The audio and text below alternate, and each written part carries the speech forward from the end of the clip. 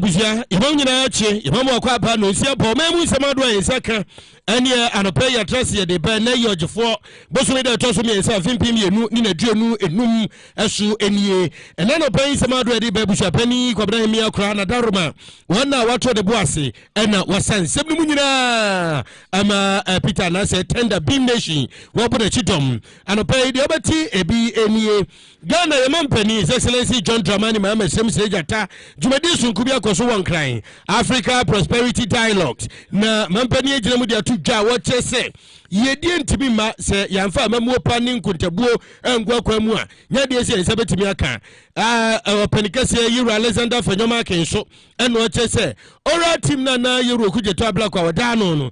What would you draw? Echo Chucha and Japadia need not dine in Yamahoto, ever trouble on Tia, or no Catran say, the Uye Mini Jai, there's still Boon and Gusua, na warrior, and no Rosamesi Obuasi, Bokopri, and he said, and ya Okonma Ejapa, Jabrani, Jadata, and a toe if ye be mu na efia adankre wo me makoma kumotwe asise dwirbe ye ni obi anana ni mienu ne hone santamo eyedi nkomo ema wonya adaje chirichiri ye mu de ntia eja no esi ye na sabre no wo wo se no wada ehon sebo bete abusia ni ebesi akoni akwa emnansem na mfonyini bi beto dwa se okwa akakadamia adisuafo mo ba ko de brantan edi adum ba ko na ga ejenat o makaseti asa adwumadie no a ekọ ye de munsem beba na mampanyi John Dramani Mahama na akwati abedwa ko makoma nipa nwotwe so amonhwe no mfansa kyera ye mra Ghana ya desuamu a ene ye ne Felix Ofosu kwache oto nkrama aban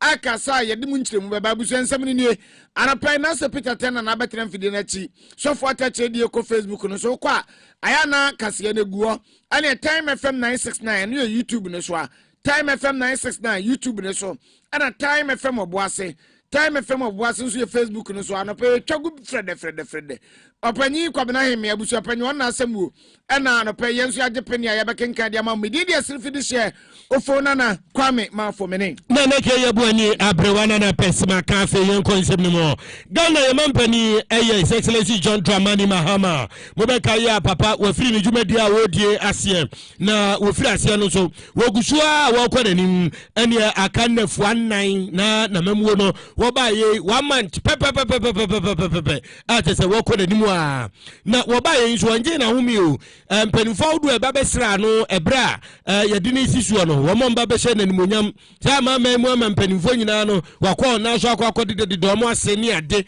na wodegyina mu a onse ade ne de yede hyewa ne echese yede asoawo enti ade no wafrase a woyɛ adwuma enti ne programs de bebre enra 2025 Africa Prosperity Dialogues ekoso ewon kran na yamampedi wonu na woyɛ panikasi a wokɔ ekokasa ye no wɔkyese eniema wudu ebetimi ya aboa se de be ya wo man betimi afa ne to pa etumpon wo wɔkyese bibiman be yeye bibiman be fa ne to pa fra bibiman be gina ne na so a na ɛwɔ se ye boa yie papa na ye de amamuo pagu akwam na se etimi de amamuo pagu akwam a enu na betimi aboa ye nya amamuo panko a se ye bu akontan so de akyere temamufo ye ma amanfo hunu se ko ba sade a na ye sika ntotoe economy no aye economy papa no aye pe no ebetimi adida na akwam Ghana ye mampani His Excellency John Dramani Mahama eno ade nsem wenyina atudwa wo trese ye pri na ye koyanim se wo man ni be ye wo man be fa ne ntu pa afra no na ye kanso de ahyem kena se wo man ahodo bia no ye kabima min kabiman e wo se ye hwe se free fair election emuna ho abato ebetimi akoso ekoko basa ni akyere ni atimi ahyem kena na isima do ade tudwa won kran eni good governance, transparency and accountability. Investors and businesses thrive where there is stability, predictable policies, and the rule of law. Our youth are getting tired and frustrated at the lack of opportunity for realizing their dreams and aspirations. Our decision to embrace democratic governance was supposed to be accompanied by a dividend that will lead to improvement in the lives of our people and prosperity for all. Unfortunately, progress in this regard has been sluggish and largely intangible. If we are to maintain the faith and trust of our citizens in democratic and constitutional governance, we must accelerate our rates of economic growth, expand investment, and provide employment opportunities for our young people. As leaders, therefore, we must reaffirm our commitment to strengthening democratic institutions and ensuring free, fair, and transparent elections. We must fight corruption, which robs our nations of resources needed for development. And we must promote peace and security, as economic growth is impossible in times of conflict. It is therefore a call to action, this African Prosperity Dialogue, that Africa's time is now. Being exporters of raw material, to become producers of finished goods, whether it is cocoa in Ghana, oil in Nigeria, copper in Zambia, or diamonds in Botswana, we must process and add value to our natural resources. By so doing, we will not only increase our share of global trade, but also create sustainable jobs for our people, especially our young people. For Ghana, Yaman Penis, Excellency John Dramani Mahama, Nene, Aniati, Mofanchi, ye pass, ye free from Mkitwebie, said the Odi can't change Muno, not just a walker, say, Womaya, ye Timui, a bibi maya, woman, say, a bit me for the two a pefra never called him, say, Yamfa, a year, a contapa, and ya memo pen, walk, pa, say, ye dear no, a penny, and sabet me a cano, Gandhi sabet me a year, Juma, and Tisia Quayo, mine, Nayagusua, ye bois. Said the beer, and Yama Betimadi na Quamuno, and was set ye dear Amamupa, Eguaquam, and Ya Contabu, Eguaquamu, with the same way now to Jawa 2025 African Prosperity Dialogue, a course of Ewan crying, and now what kind of me. And now Abusian Fellows of Osukwate, you'll be our tongue cradema, Mampany, and your buying. And Rawakasa, now Manfo Becca no Masan, and so I'm paying John Dramani Mahama, Brand War Bond to Animuno, and was said Ghana for you now, but said. Ghana ya ngumesiano o maybe ana ne fapem ana gina so Ghana ya nyesronko ya de no so fapem pa no ne mpuntuo ne nkanko ne gina ngumesiam na sene ya ngumesua tie wo makonkon Ghana mu efiti kinagati ede kwa akwasi university no ensese ya de gu akwamo ya de bo ngumesua ho ban ne nyina ne nhye da nyade a edi mu sa de toto aman kaye no ahodo ne de ho a eninti so ba obeti abedwako bi na wo mayen sakyereye Wamudi or Martinez no much so I do not talk to Agene. Send your bay on Betty say a pebia bar, a bad boy and woman by fitting condemn, and it was in Cocrafum. Na Mampany Nipa Bedo Kuma Chia Watiano, a vice chancellor and Canada University of Cape Coast, Professor George Katie Odro.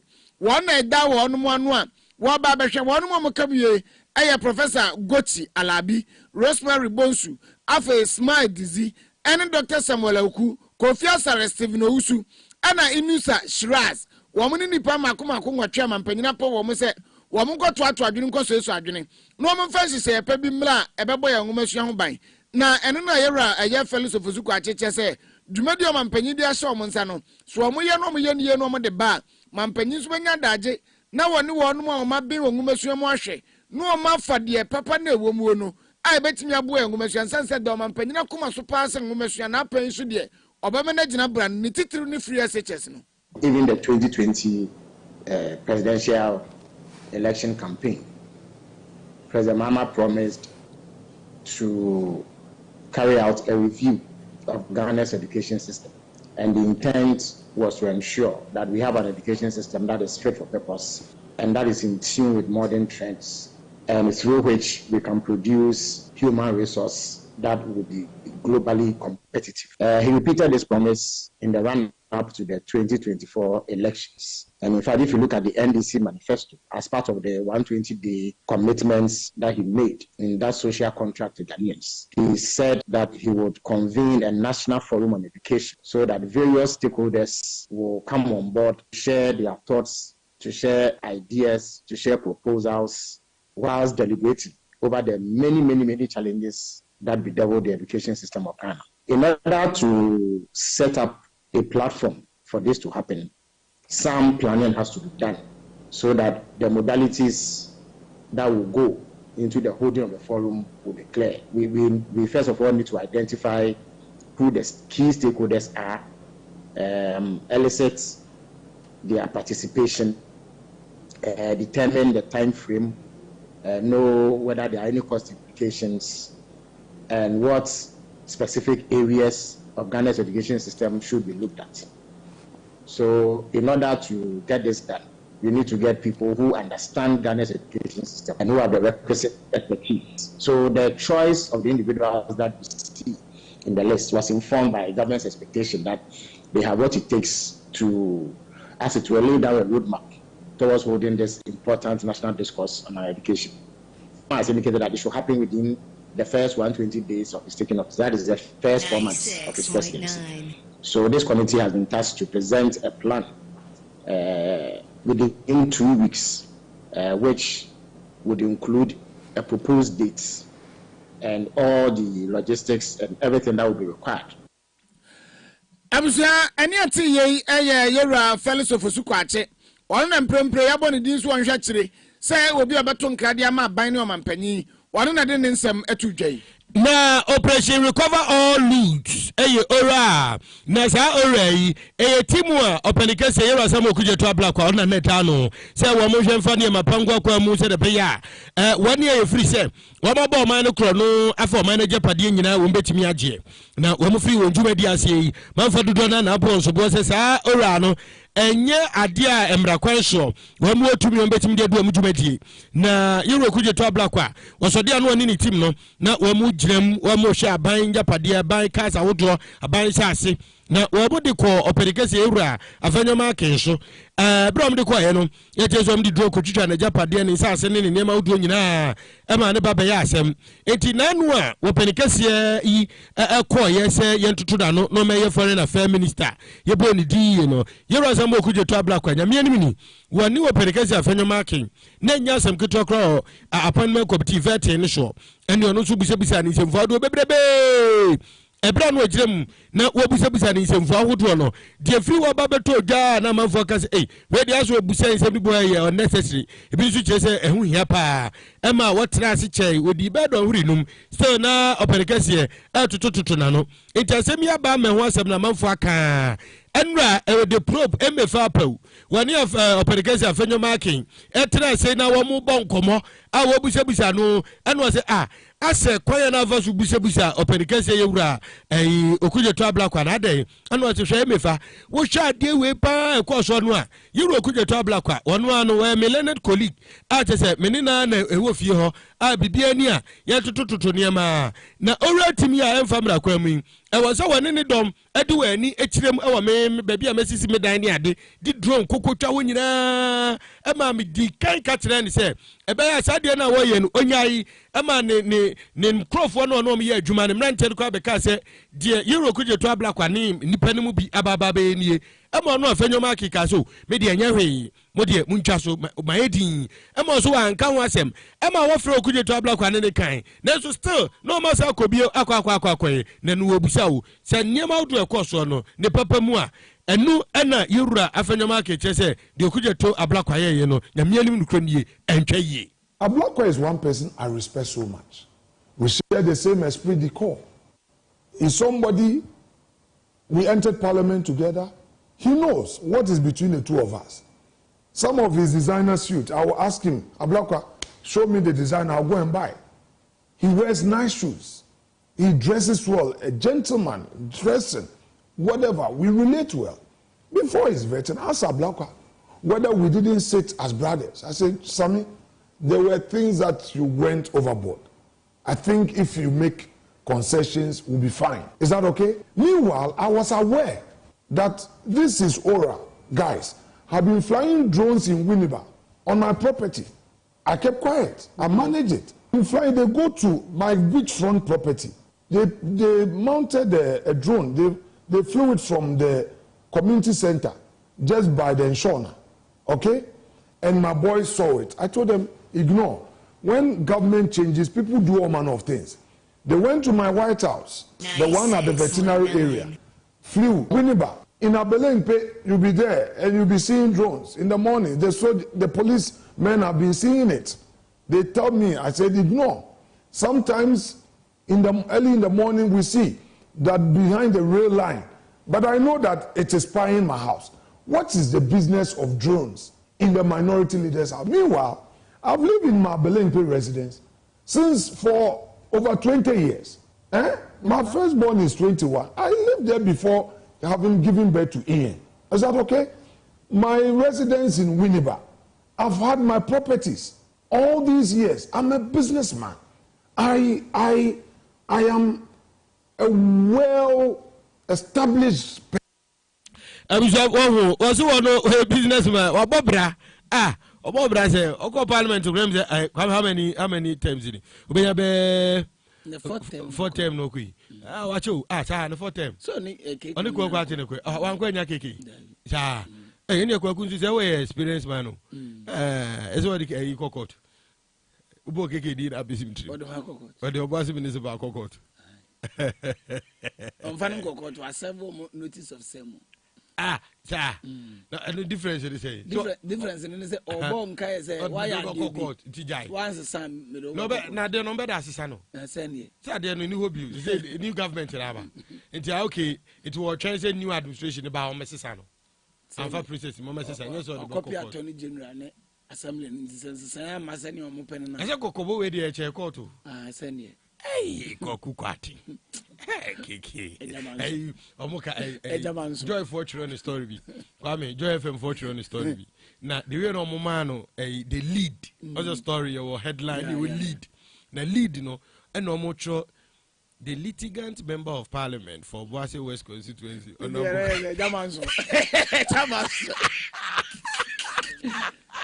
Litigant just said Jamanso. Could you move opposition or do a cocoa? Let go good idea you cocoa a year to two. A so condomana. I said, once it wants to be to two. Ne pada, pad. Condom crowns them so threatens or the Boku. Waku opposition. What do the cocoa this year? In fact, a cake opposition. And Fanaquem, yes, what the court. Well, Guati, who position and Fanaquem, yes, what the court. Ah, you, Elzana, young quay, not young Drakas, and so. Now, what your chap wouldn't them for you be Barmont, as of what I've been for you, Nanka to Facebook this month. Now, and for you buy and say, I deserve for be our more SHS in about Kumu. And now, Naquabane, watch a blantain. And what do you go on and young court is said, yeah. Teacher near Chimfion or de Boacola bin tono. Na ye just couldn't tell na ne so almost abreno. Any man tem was an hotel and Grover de be a crack academia. A crack academy so visit school. Ni particular about what you do a Ghana and Grover Nipan, as a moja, a hono school. As a moja in school, no a crack academy. Na a crack academy in phone near buying, and then Grover cassette here because Jama free SHS here by Yen Nasabi, and then Quasia phone Quanko SHS na. Just a Nyansa pad Nyansa de Bini warm with him. I didn't know will be to be kind. No, the brew bit said, yeah, teacher Yacha by the brew bin in Crawford or Mapa, never diagro. Now, and a year Ghana National Association of Teachers, not one more penny for so the Kratabas as to ban in your manner course one more cassetia. Now, not in some more can you say, Mamma be on first one question free SHS and say, and some who say a course SHS moody. Nanti ko do ho nya na wo ho na de tie ne social media ne might say de ne aba no e na ye ya ene de ba ya na beto montene na de akoso no wo mo ka che school mo mpanimfo se wo mo hwehwe mu ankosi ase na de ne ho bo mo ne mfa mrani no eno achi no enkoda no a wo mo ba school e so mbesua de no mo ya yi no mpanimfo mo na nsi fom pa na nkateboni na wo mu no yenyu mo mfirim sanse Subawe ni yewe ko school mu a awofo ne tifia ne yem kra be hye ntia ma awofo ne ko no so mo do mo mabeko school na timpanifo akasa. And as a nation we need to take a serious look at these things as soon as possible. I have always said that look, teachers going to the school, we have three main assignments. We have to impart the children with knowledge. The second thing we do is to also train them for them to have conscience and character, and also learn how to do things themselves by their hands and all that. Currently, as we speak, regarding conscience and character aspect, we've lost it as a nation. Not too long ago, at the Southern College, a student nearly killed his colleague. Then, from there, we moved to Obuasi Secondary School, where a student killed his own colleague, stabbed him to death. Let me take you to a face. So, a student really used a sharp object to hit the eyes or or the left eye of a teacher, and as we speak now, the teacher is blind in that particular eye. And today, you have a student using machete to cane a colleague. Look, if you look at the code of conduct, teachers have been asked not to use cane, but this time what we see here, it is no longer cane, it is machete. That is what the student is using. And the question is, to the best of my knowledge, when students are going to school, they are asked to carry books, pens, and all that. Now, what students bring to school now is machete, bring knives, and all that to school. And like I have said, sooner or later, we will have to bring in the gates of military barracks in our secondary schools because things are getting out of hands. And it looks like we all look unconcerned. Nobody is talking. It's amazing. It's shocking. Unbelievable. These are our future leaders. And look at what is happening. When the thing happened, the parents were invited, their statement taken, and they have been handed over to the police. Abusia eniati ye aye church for the Ghana National Association of Teachers NAT. Your friend Yera Thomas Musa ena wacheche nsemu de kwaso akakadame eno no. Kwame amafo nko time from Obuasi no mukwe. Ena wode brantai no enya makwa ne to sa no. Wogwa mo papa de ne so no bomo de ne kom sisi awe. Pine. Akwa bodam. Ena wode brim ne sa no. Na wode nyam ni she na to fa nko kutwa ne to a. No ye dey. Wajimi ayi na kai. Yore se dun ketia. Wasi suku empepa jimi suku empepa jimi na yanko eye Obuasi kredi eye mu enra bogobiri arawu semsi wo ho oba sa tibate mo gatimi ato ha ma ese 25% for ohwe fire outbreak pa esi ewa ha ene de patabu ha adwe pa na nyamianum nukrenie wo hwe fire tracks ahodo pa assess pa nyasem ketwa Kumasi Metro, Kumasi Regional Headquarters, Menchiani no Dubiaze, as a homo tracking na and Yanko Obuasi, East and West in Yanso, almost cry issue, so Musu Ediano, assess engine, I say, 80 fire tenders. I am the pa report to Grababa to Ja, say we had 248 fire tenders in one, a 155 per year Juma, not just about 133 dear. That is a year Juma, Tiniama Enko ye. I'm a whole seminal as so de asante bantemu na enra ena ejato bogobri ejano to bogobri ni nyame animini ahia da nkraba kuma ko enwotwe na fire tender e free for mena ena timba ba dum gya no omdum no kra no mso mo se kwa kobunsuo amu kobunsuo ni fufuro bio for mena na wo msa de aba bedum na awurade na fire tender say ya ba bia ye bunsuo kra wo Obuasi ano ada bi nu ha na tane nko omudum no wie no kometimi anya bi wo Obuasi ya ambu de ya okay you said that am focus so omo say e for me na ko pensu di aba no na asemi esi ye no abantie bia wo no ose no wada kra be 10 no ose no wada na 10 o'clock pa no wada so dey ose no wada to tininem abantie no muntie na se bo kan anope ya meda honum na me hu say menwa ba ko tietiem e wa kire obomdin ana me go pitiri na me sole na me ba ende na say e dan na suru wonyina me inside wonyina e musie nko a etimi kwa me de ayi na be gina ase me ba me ombusa be say na ada ni man tse ho ne hye na me so da bi ma daka kra no so ho ne hye nyina pie ne sense ntimo e ma na ne dem ho no ho ne jana start asa na e ba me ho no ma e ho nyina na kwa asori odundum bibia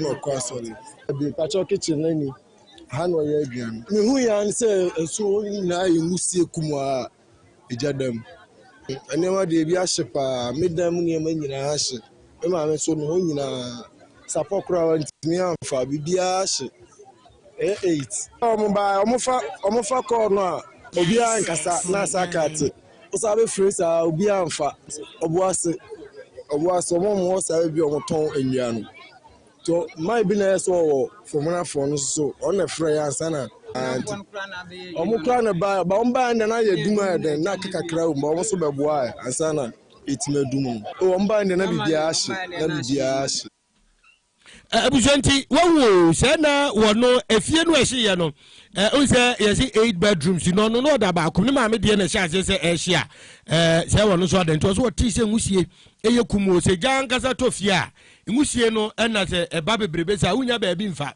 bonse bri wani so nti wo ho a afei muso no mo na tete agu so no ahye na wawu abantie otwipragia ti wo se ne master says says nyina eda dem ho o se ahye kwabna ma mfa hwe papa ba ko bitifie madam for ba ko tifie ye fere na asem okay na ade ne ba ugina o ye asem ehun asem ba ampo edi bi aye tade tutu ye ho ya bu ye nya di say tete fo na tutu to say di no asem ehun asem asem wa me in fact o can say grandma mra ho was asem ehun asem Namza na we say o me yere bukwa sori o ne nkwara nyina akwa sori na o electrician ana obi si na dwuma bi nti afa ply and screwdriver e de koyama no nti o si mi gina o me japade aka ne atade e hye me ply and screwdriver asem ehun asem nyame beye na ye kan say ni yesre kwa me ye ntu amanfofo ebre na ewom ne nyebre papa in fact pebre no ni wiemu wese na aye no nse wiemu aye wese we no akra ne nsuo no epese 20 mianto in fact wiemu aye wese nti ya mema yenso ye negligence e won niema bi ho no enye obi anye kefo baba ye baba di sankomo no mo no nso because esibaako esimienu esimiensa ye won panimfo okromi afa tender ne say ye nyenne and kwame nti fa tender ne hwe Kwame, me ana metiase o say fire tender a problem. But say fire tender no say eja no say etomua eye den as fire tender Obuasi akra na say beba bedu na de na ase. Kwamana me point no. O point but sometimes ye push blame na. Style ebeba. Amuma ye nye careful. Obia dabi from na you are 100% spot on. You are 100% spot on. But me say that I say prevention is better than cure. You get it. You make sure say you bet me a prevent. Kakra ode say near 20 cry. You bet me a prevented 10 cry. Mommy prevented 10. Because you blame that I say adiana e bi no. Ate tiara ba me di kwame ma for me ne. Na ke yebo ani abrewana na pesmaka na mafin boss o. I'm not penny problem. My friend, oh, China can claim you. Yes, and I say, ye be Ukraine, or no, or how, or she said, you're my better. It's the Abana, yet the Acabet was. After for free.